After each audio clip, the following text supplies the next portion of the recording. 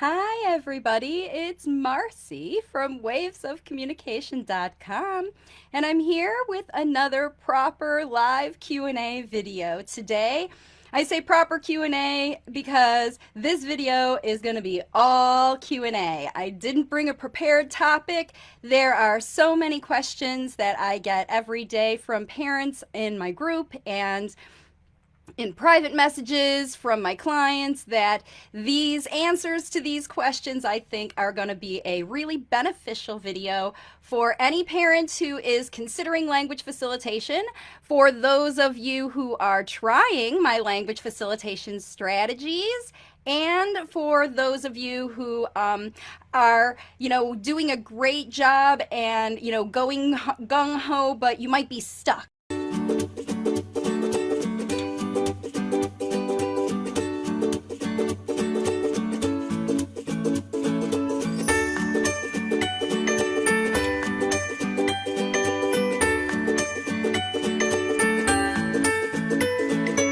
My name is Marcy Melzer, and I am an intuitive speech and language pathologist and language facilitation consultant.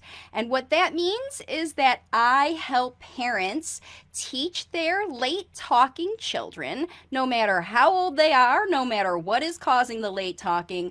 I help parents teach their kids how to shift the nonverbal communication that they are naturally using into unprompted speech, spoken language that comes from their heart and shares all of the things that they have on their minds. So, and if you're watching on the replay, hopefully these questions will help you come to some decisions about how you're shifting in your language facilitation work, because language facilitation is a parent-driven process. This is a process that parents use to understand what their kids are already communicating using their nonverbal selves and turning that nonverbal communication into speech. That's really simply what we're doing. And if you think about language facilitation from that perspective, you're actually using your intuition to understand what your child is already communicating to you with their body. Using your intuition, your parent knowledge, what you see them do, their patterns, using those things and turning those things into language. So as you're watching this video and you hear me answering the questions, you will know that my perspective in guiding parents to solve these problems will be to get you to take some different action that will get you to a different result, because all of these questions come from parents who are trying to work with their kids. Every single one of the questions that I have today is from parents who are trying to work with their kids. Every parent who follows me is already doing something. I know you are, and you're here to learn more strategies. So that's what these questions are about.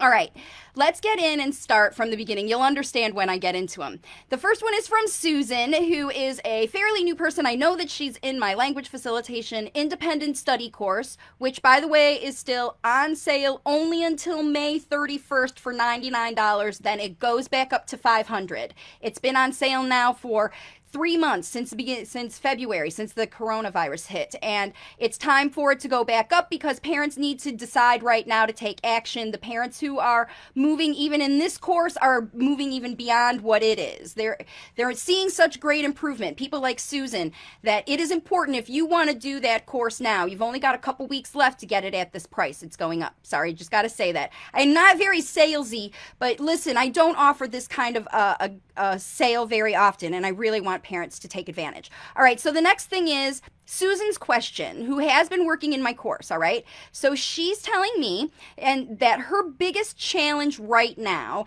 is getting sick and starting over a bit. There's one of the major things that happens to every parent, and I was really glad to see this come up, because remember, like I said at the beginning, this process is a parent-driven process. And what happens if the parent gets sick? So that's what happened to Susan. She was gung-ho. She's been using language facilitation for a couple months, and she's been seeing progress every day and getting a lot of progress, but then she got sick. And what happens when you get sick? So the great thing about language facilitation is that we don't only use the fun times to teach language, because we don't only talk about fun things. I know my book is called If It Isn't Fun, It Isn't Fun, and I always tell people to use the fun things to get their kids motivated to talk, and it's true. If it isn't fun, it isn't fun. But you know what? When it isn't fun, we're very motivated to talk about that. Woe is me, I feel bad. Think about your child. When they don't feel well, they don't hesitate to make it known to you that they don't feel well. You can use your situation and how you feel if you're not feeling well. So it depends on how sick you are. But even if you are totally sick and not able, like down for the count, can't even like get out of bed, the people around you who are caring for your child need to help explain to the child if you can't. And if you can, this is your job. You need to explain your illness in as much detail as you can to your child, not as an excuse, but as a way to communicate. Certain times things happen, and I can't be everything I used to be. I can't be your communication partner right now. I can't be your playmate. I can't be your chef. I can't be your bodyguard. I can't be your mom, because, you know, all those little things add up to mom. You know, you can't be certain things of those things, and those are the things that either you are anticipating your child is missing, or they're clearly demonstrating to you that they are missing. I need you to play with me, and you're not playing with me, and you're like, whoa, dude, I've got strep throat, and I've, whatever. So when these situations happen, the first thing is you have to explain it to the child. A lot of parents don't think that their children can understand when they don't feel well. They just suck up the illness, try to feel better, and do the best they can. And if you're sick, you're sick. Like, you can't do it, you can't do it.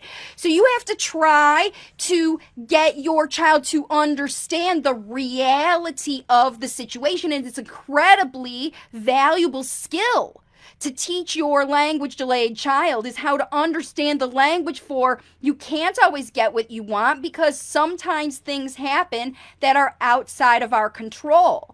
And if your child feels a certain way because they can't get you at your best, because right now physically that's not possible because you're not well at your best, then you have to explain, I'm sorry you can't have whatever. I'm sorry I can't give this to you. Because you are.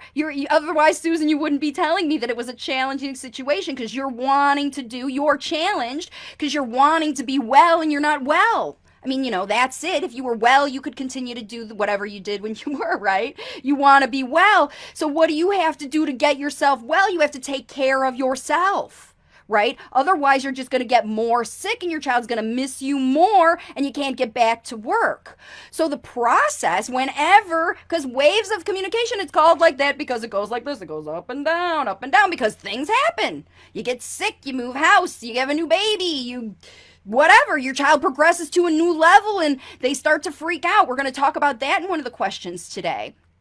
So the thing is, whenever you are, or anything, and illness is just one example of when something happens to your happy language facilitation plan that you've got chugging along, going on great, something happens to mess it up, throw a wrench in the works, coronavirus. I mean, look at that, right? There are parents now who are so happy about coronavirus because a big wrench went in their schoolwork, and now they're happy to do it. Like, they're happy to be home. The parents in my program are thrilled to have this time because their kids are talking. Wait till you hear. Oh my goodness. Anyway, so if you're sick or something breaks, you use that situation in the same language facilitation methods that you're using to explain the fun things to your child. why you can't help them, why you can't do what they want, why you can't whatever, using your language facilitation and understanding how your child feelings, talking about the feelings. We always talk about emotions are a big reason for kids to be upset about things they want to say. So I know you are feeling a certain way, sad, unhappy, because they're demonstrating to you with their body, laying on the floor, pouting, crying, whatever they're doing, that they're not happy because you can't be whoever you are. And as a matter of fact, Susan's second part of her question actually has the same answer, because her hardest part of the day is after dinner to bedtime. Everybody wants attention and everybody's tired, right? Because they've all been facilitating language or going through their day or problem solving or doing whatever. In her house, they're chugging along and working, they're facilitating things, and she's probably got activities planned and everybody's hit that after supper time.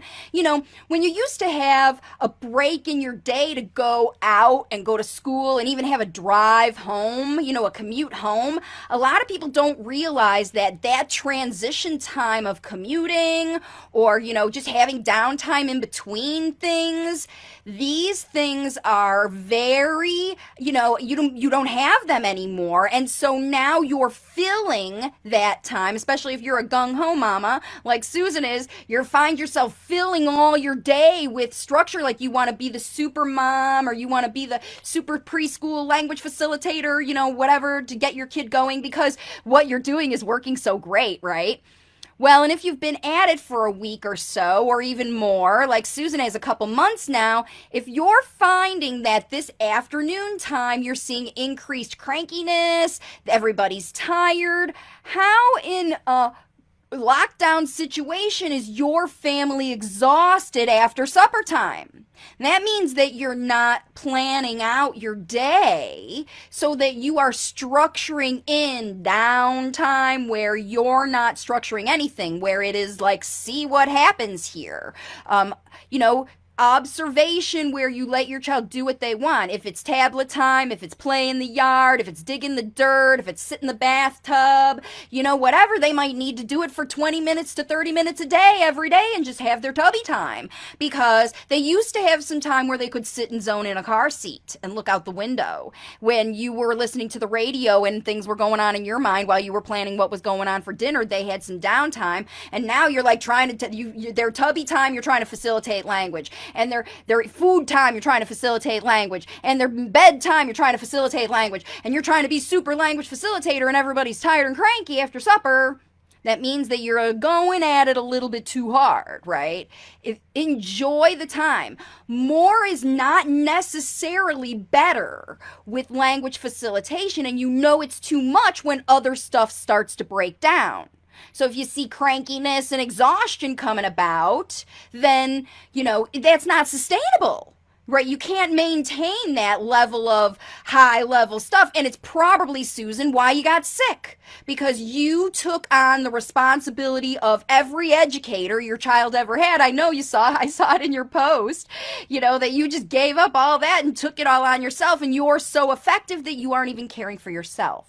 So making sure that your children understand how important everybody's care is. We have to take care of mommy and daddy and all the brothers and sisters and the grandmas and grandpas who are staying with us. And everybody has to be taken care of, because right now, while we're all home together, that's all we have. We have each other.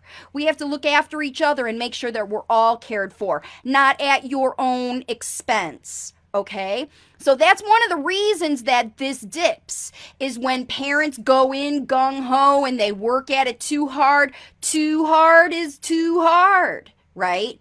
Take a break, relax, see what's going on. So there's Susan. I see she's joining me. Hopefully these will help. Being sick created a situation where dad had to try some language facilitation. Oh, that's kind of, maybe the universe was helping you out there. He was leaving most of it to me. He quickly realized he had to do something different, so that's got him on board. Sometimes the universe brings us these opportunities for reasons, Susan. So Susan says, hi, yes, taking time for me as well now. Atta girl, Susan. Now you have another person on your language facilitation team. And the thing is, whenever you sort of hand over, like that's one of the things. Like, here you are home with dad, and a lot of the dads are like, no, that's your thing. You just work with the kids. I'm like trying to work from home, or I'm trying to do my whatever. This is your opportunity. He's right there in the house to give him some jobs. Give your spouse some jobs. If you're the dad watching this, give mom some jobs. One parent doesn't have to take all the job. And if one parent is getting exhausted, you have to let the other parent know, look, dude, this is not sustainable. This is lifestyle. We don't know how long this lockdown's going. And if after only 2 months you're breaking down, then you got to realize, wait a minute, we're on the long marathon go here. We're on a lifetime journey. So it's got to be fun the whole route for everybody. And fun can be, when you think about people who are training for a marathon and they do these runs, they do have a good time. I know that, it's hard work. Susan, she even said it was hard work, but it is fun, right? It's fun to hear your kids start talking, and it does make you want to dig in and do. It's these little periods of times when you get sick, it's the universe reminding you to take care of yourself. So that's what always used to happen to me. Whenever I was working, I was a single mom, 2 kids. They all had, especially when they were teenagers, before they were driving, oh my goodness, they were both in volunteer things and orchestra and all the things that they did. And I was working 3 jobs and all that stuff, just handling everything. And I would be going full kilter for a couple months, and then I would be like, boom, out for a day or 2. I just would be sick, and then I'd be back and doing it again. But your body can only take so much. You can only do so much. So it is really important that it is a whole family job and it's a lifelong situation. All right, let's see. Jenny has a question right here. Does your course help with echolalia scripting verbal stimming? Our 8-year-old has lots of words but struggles with conversations. Jenny, that's a great question, and it is one of the ones on my list. So whenever children get to a certain level with language facilitation or language development, a lot of times they get stuck at that level because it is a lot better than what they had before, and it's functional for them. And in a lot of cases, if they're late talkers, it was challenging enough for them to get to their current language level that they're not really incredibly motivated to move on farther, because remember, every single one of these kids, and definitely by 8 years old, Jenny, your child already has a very complicated nonverbal / limited verbal communication, because if he's saying words, he's got a lot of words. He's probably, when it comes down to it, he says what he wants, even might say gimme or I want if he's been trained to do some of those things, but he has words or phrases or nonverbal communication that is already functional to get him to get his needs met.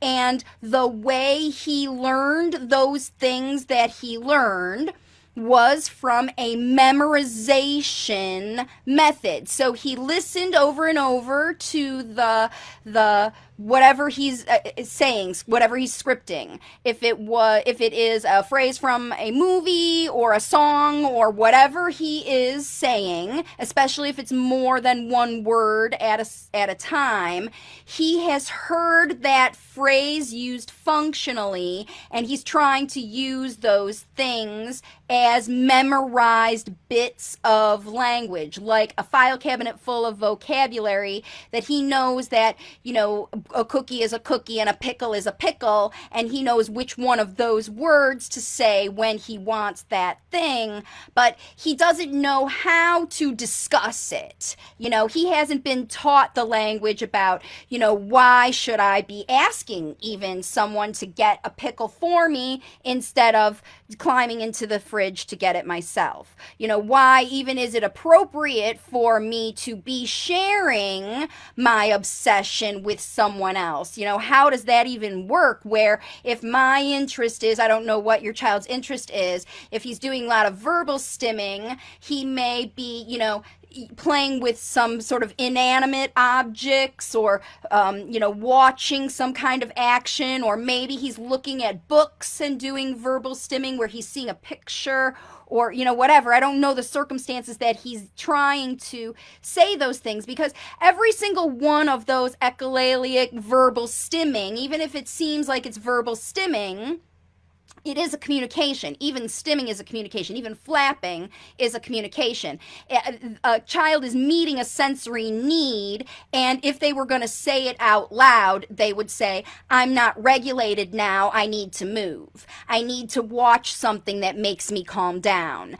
That's what they would be saying if they had language to share. But they don't have language. They just do it. They just go say the same word or stim. So that verbal stimming or nonverbal stimming is your child's way of communicating a real message that they have, a feeling, an idea. I need something, I don't need something, I like something, I don't like something, whatever they're trying to tell you. So in language facilitation, we turn every nonverbal communication, no matter what it is, if it is hand flapping or whatever, into a language. So even the verbal stimming, we turn into language. So yes, to answer your question, the philosophy and the method that I teach parents is the step-by-step process to shift your child from whatever they're using now. It doesn't matter if they're just pointing and grunting, if they're dragging you across the room,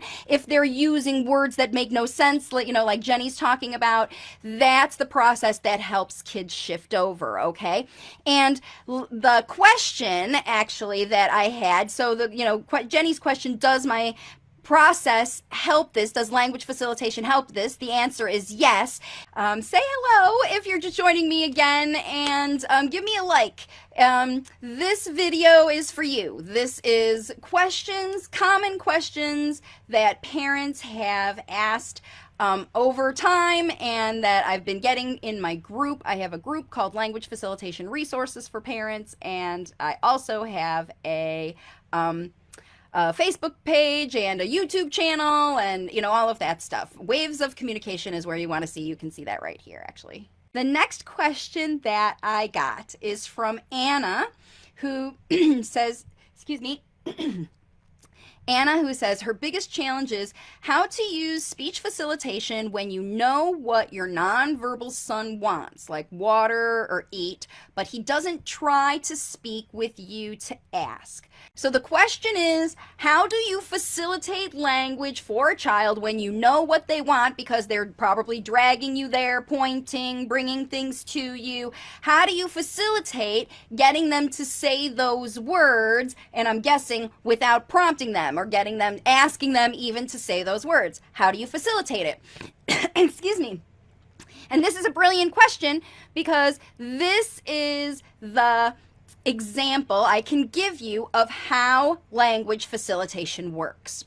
It's a very intuitive process, really, because remember, the communication that you are seeing in your child is completely nonverbal, or it's not related to language. It's their own combination of some words, some behaviors, and you have to think about, how do you know what they want, like exactly what they want, considering they never ever have said words? You can know. I've got kids with the parents who are in my program, they've got children who are communicating non-verbally their preferences, like, no, I don't want the blue dress, I want the yellow dress, or no, I don't want, food, I want dessert. Kids are non-verbally communicating very specific messages to their parents with pointing and gestures and words and crying, and part of it is those things,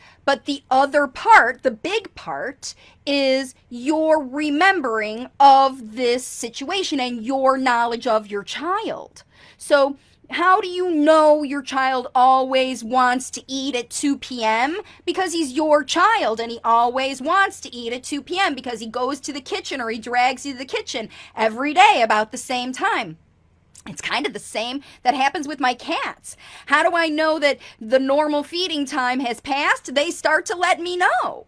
right? Nonverbal children will be communicating their wants and needs to you, but it's not even all them. They're not communicating exactly. You, as a parent, are probably guessing, anticipating, remembering, whatever, 80% of the child's needs, depending on how old they are. Right?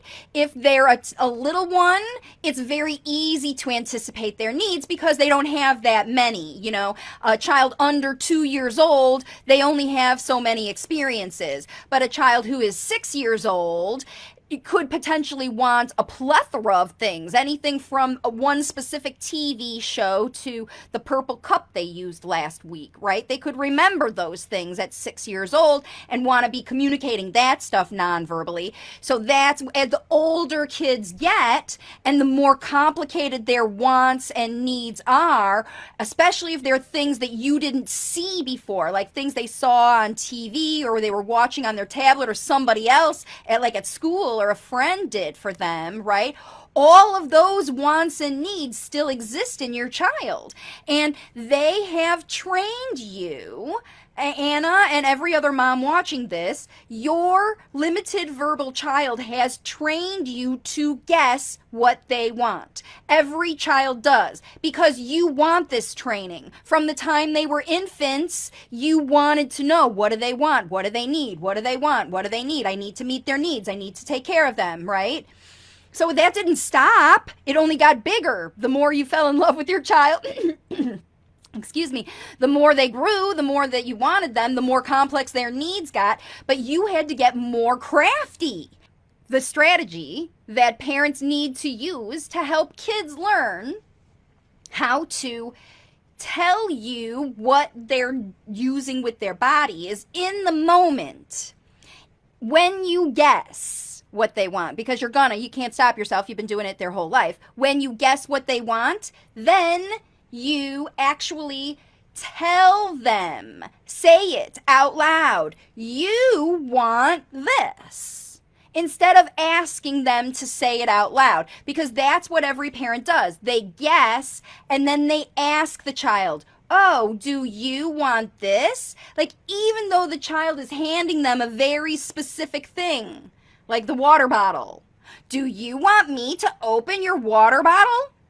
Yes, of course they want you to open their water bottle. They're standing there doing that, holding you, doing the water bottle. Why won't they ask? They know you know.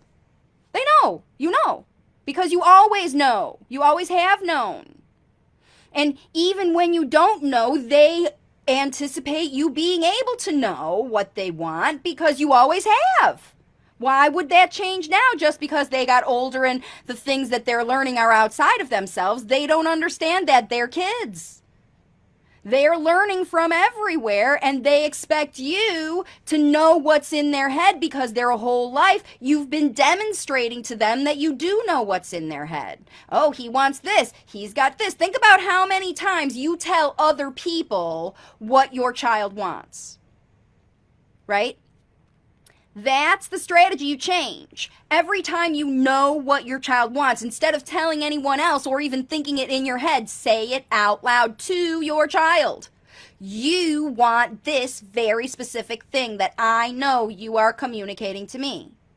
That's how you teach them the words for it. You don't expect them to say it. You say them out loud and model them. There's a very specific way to go through the process. You can learn in my book. You can learn in my course. You can learn from me. You understand what they're saying already.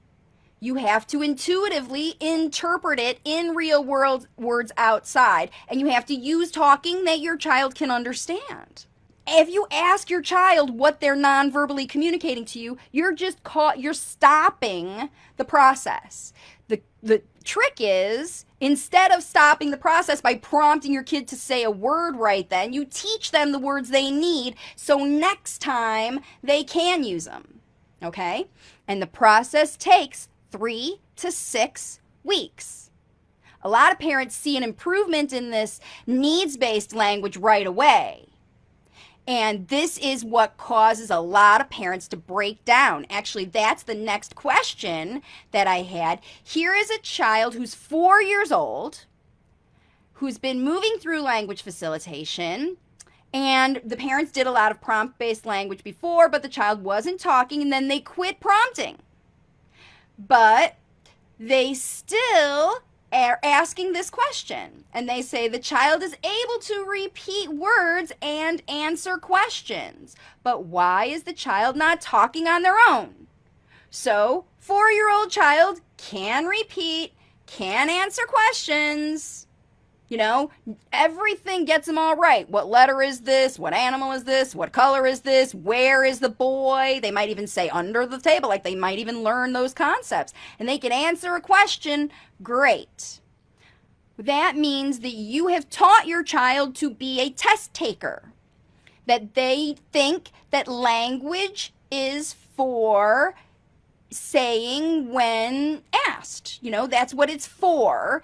And if you haven't facilitated language like I just talked about doing, using your intuition about the message that your child is trying to say to facilitate language, and you continually expect your child to say the words that you expect them to say, which is what I said, answering questions. There's only one answer to the question, you know, what is this? There's only one answer, unless you're in a different language, but then it's hair. It's hair. In any language, it's hair, right? It's only called one thing. It is only one thing. There's only one right answer. If I said belly button, that would be incorrect, right? And that would disappoint a parent who was like, look at that, what's this? And they said, yeah, your nose or whatever, right? If your child gets it wrong or they don't answer the question, that disappoints you. So you keep asking them questions because that's what educators do. Like, you know, like you can't pass your diploma until you answer all the questions and take all the tests to move to the next level, because it's only the test that shows how they know. You know, most kids, by the time they make it through college, if they've applied themselves, the test doesn't demonstrate what they know. It's what they take into the world. That's what demonstrates what they know. But the only way that the degree, the piece of paper can arrive is if some data is met, right?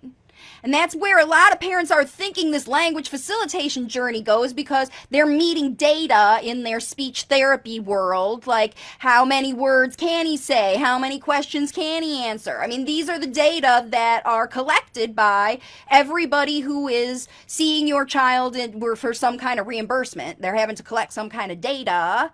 And, you know, language facilitation, it's not you do a thing, you get an investment. It's a long-term teaching. It's kind of like taking a walk every day, and then you notice after 2 months, you've lost 20 pounds. How did that happen? I just walked every day, and I did the same walk every day. Maybe I started walking faster. I started feeling better. As my body changed, I started to walk more. That's how I lost weight. I actually just walked. Literally just walked.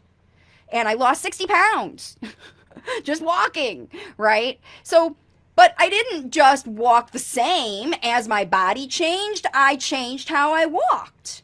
As I lost weight, I changed how I ate. You know, I evolved in the process. That's what language is. You don't just learn words and then think that you're going to be able to use language. It's like people who just work out on the machines, like their leg machines, and then they think they can run a marathon without running outside on concrete and far distances, outdoors and weather and stuff. You know what I mean?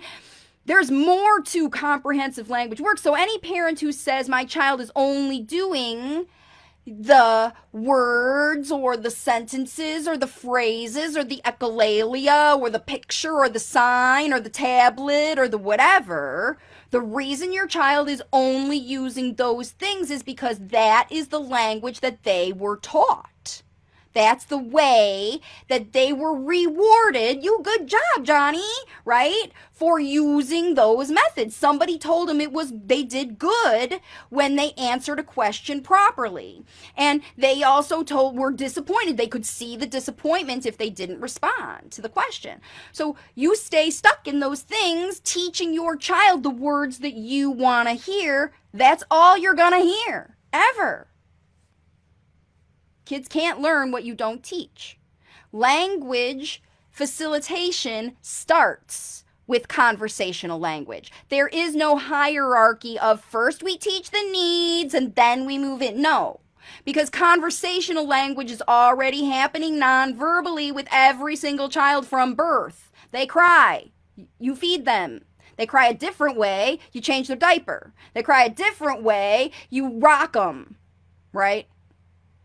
They're already communicating non-verbally a lot more complex things that you understand. And if you try to dumb it down to some kind of language you can, they can understand, that you can put it into words that they would say. Because I'd say dumb it down, meaning because literally you're just guessing and it's an intuitive message. Like, you have to think about, what are the words for this thing my kid's communicating? Like, he's really annoyed right now. How many times have you looked at your child's annoyed face and said, wow, out loud, my child is you are very annoyed with me right now, and I should change how I am talking to you? How many times have you said that out loud so your child can process what's happening when they look at you sideways and you go, oh, okay, and walk away? Because none of that teaches language, but it's happening all day, every day, in every single house of every single nonverbal child. They're communicating with a face, and you think it means a sentence, and all you do is respond without demonstrating. So Susan says, this really works. When we implemented this strategy, the sounds and words started coming out, because that's what happens. And it seems very counterintuitive. It's not counterintuitive, it's counterproductive. It seems counterproductive.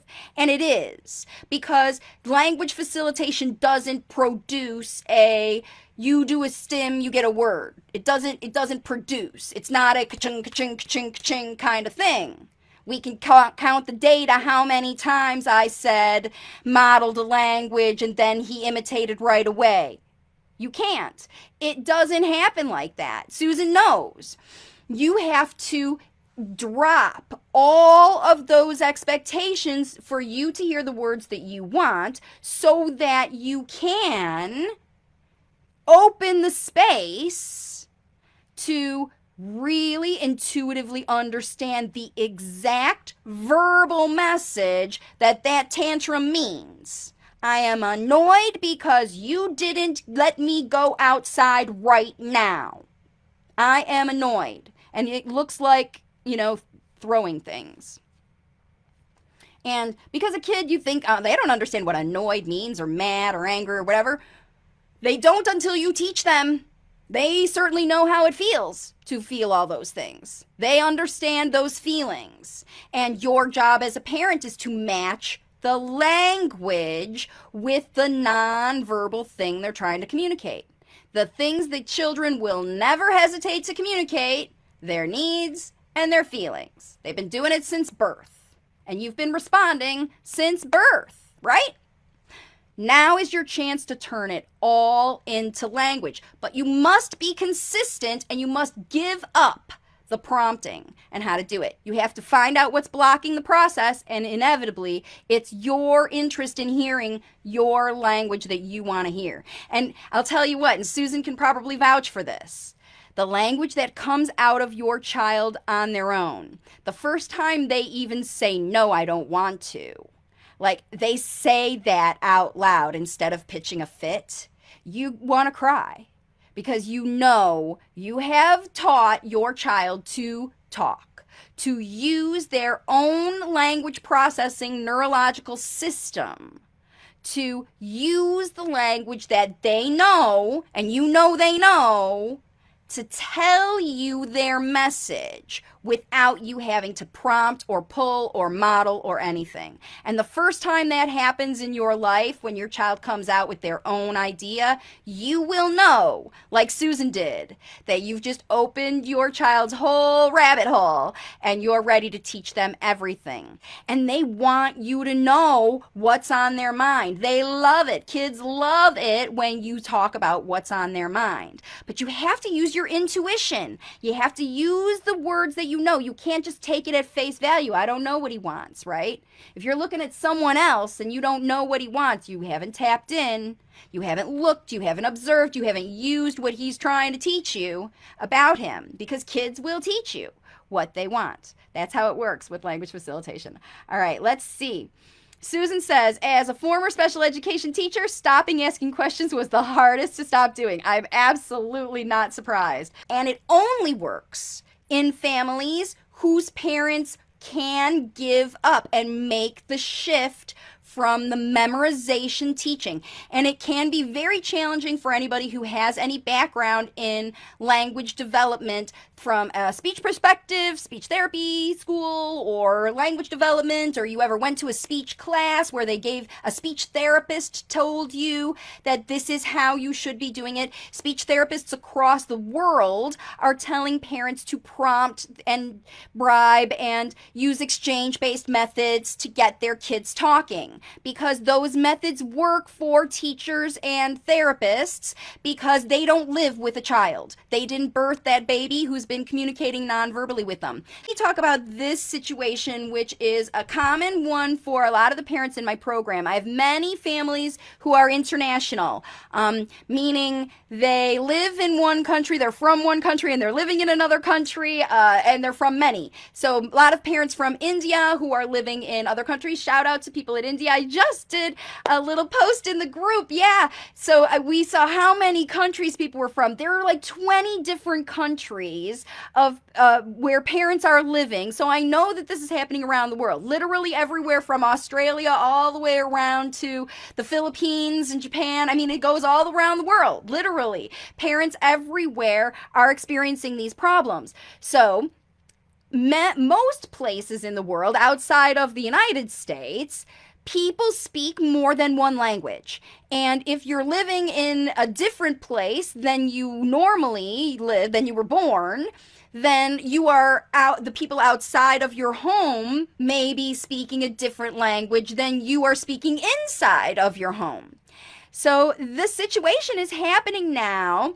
For parents who join my program, I coach every parent I work with who has a bilingual household to facilitate both languages at the same time. Usually one takes priority over the other, but if you want your child to understand both languages, then you should use both languages.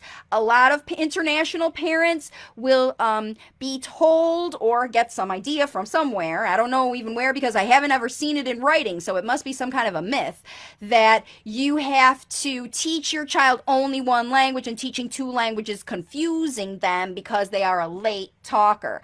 And the issue is that your child is not learning either language, right? Because of all the things that we just talked about. So when you facilitate language, your child, depends on how old they are, probably understand both of the languages. They certainly do understand your home language, the language you were born, the language that you spoke first, you as a mommy, right?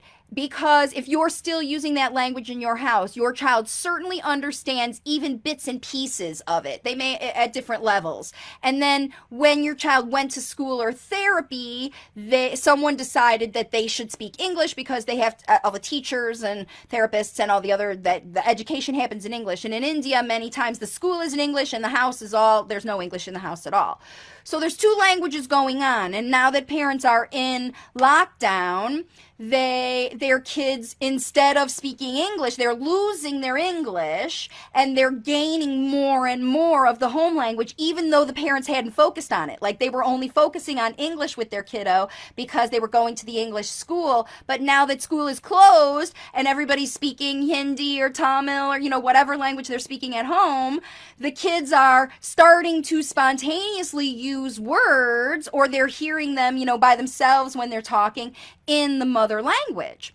So my recommendation, so they're saying, what do I do? Oh no, he's losing his English and whatever. And the thing is, like I was saying before, everybody has a preferred language. So even if your home language was Hindi or whatever, but you live in the United States, you've been here maybe since you were a kid, and all your friends speak English, you grew up in school, all of that, and you do speak some, but it's mostly English, and things like that, and you're afraid that your child is losing the English now.